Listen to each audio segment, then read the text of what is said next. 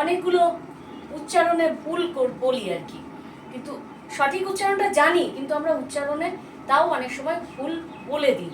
যেমন ধরো হঠাৎ, এখানে এখানে ভুলগুলো লিখেছি, ওখানে ঠিকগুলো লিখেছি। দেখো হঠাৎ নয়, হঠাৎ। মেঘ, মেঘ, উচ্চারণটা দেখো, মেঘ। মেজে নয়, মেঝে। সাথে নয়, সাথে। আমরা বলি না ওর সাথে ঘুরতে যা, সাথে। চোখ নয়, চোখ, চোখ, চোখ, মুখ, এই খ গুলো আসবে। তারিখ, একদমই ভুল, তারিখ, তারিখ, খ আছে দেখো।